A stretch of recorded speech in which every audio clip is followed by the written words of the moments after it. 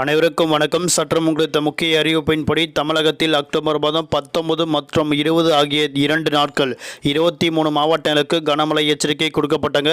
குறிப்பாக எந்தெந்த மாவட்டங்களில் இழியக்கூடிய கனமழை பெய்யக்கூடும் என்பது தற்போது பார்க்கலாம். வீடியோ ஸ்கிப் பண்ணாமல் கடைசிவரைக்கும் பாருங்கள். உங்களுக்கு தமிழக அரசு பற்றி, கனமழை பற்றி பல்வேறு முக்கிய விவரங்கள் உடனுக்குடன் துல்லியமாக தெரிந்து கொள்ள நம்மளோட சேனலை கீழே இருக்க பட்டனை கிளிக் பண்ணி சப்ஸ்கிரைப் பண்ணிக்கோங்க. பக்கத்தில் பெல் பட்டனை கிளிக் பண்ணிக்கோங்க. இந்த வீடியோவில் பிடிச்சிருந்தா லைக் பண்ணுங்கள். இப்போ வாங்க வீடியோக்கள் போகலாம். தமிழகத்தில் அக்டோபர் மாதம் 20ஆம் தேதிக்கு பிறகு புதிய புயல் உருவாக வாய்ப்புள்ளதாக வானிலை ஆய்வு முக்கிய எச்சரிக்கை ஒன்று கொடுக்கப்பட்டாங்க. அதன்படி இன்றைய நாட்கள் பார்க்கும்போது 23 மாவட்டங்களும், நாளை நாட்கள் 23 மாவட்டங்களும் கட்டாயம் கனமழை பெய்யக்கூடும் தற்போது ஒரு முக்கிய அறிவிப்பு ஒன்று கொடுக்கப்பட்டாங்க.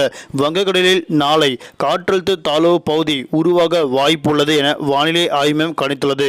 தற்போது நிலவரப்படி தமிழக கடலோர பகுதியில் மேல் நிலவும் வளிமண்டல கீழடுக்கு சுழற்சியின் காரணமாக இன்றைய நாட்கள் கன்னியாகுமரி, தென்காசி, தேனி, திண்டுக்கல், திருப்பூர், கோவை, மதுரை மற்றும் நீலகிரி ஆகிய மாவட்டங்கள் இன்று முற்பகல் வரை மிக கனமழை பெய்யக்கூடும். கன்னியாகுமரி, திருநெல்வேலி, தென்காசி, தேனி, திண்டுக்கல், திருப்பூர், கோவை, நீலகிரி, ஈரோடு, கிருஷ்ணகிரி மற்றும் தருமபுரி, சேலம், நாமக்கல், கள்ளக்குறிச்சி, திருப்பத்தூர், வேலூர் மற்றும் திருவண்ணாமலை, விழுப்புரம், கடலூர், திருச்சி, கரூர், மதுரை, விருதுநகர் ஆகிய 21 மாவட்டங்கள் இன்றும் நாளையும் கனமழை பெய்ய வாய்ப்புள்ளதாக தற்போது இந்திய வானிலை ஆய்வு முக்கிய எச்சரிக்கை ஒன்று கொடுக்கப்பட்டது. இதன் காரணமாக கட்டாயம் நாளை நாட்கள் புதிய புயல் உருவாக வாய்ப்புள்ளது. அதே போன்று இந்த புயல் அதாவது நாளை காற்றழுத்த தாழ்வு பகுதி உருவாக வாய்ப்புள்ளது.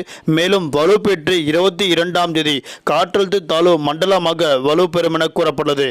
அதனால் தென்மேற்கு வங்கக்கடல், தென்கிழக்கு வங்கக்கடல் பகுதிகளில் மணிக்கு 60 கிலோமீட்டர் வேகத்தில் சூறாவளி காற்று வீசுவதால் மீனவர்கள் இப்பகுதிக்கு மட்டும் மீன்பிடிக்க செல்ல வேண்டாம் என தற்போது முக்கிய எச்சரிக்கை ஒன்று கொடுக்கப்பட்டது. நன்றி, வணக்கம்.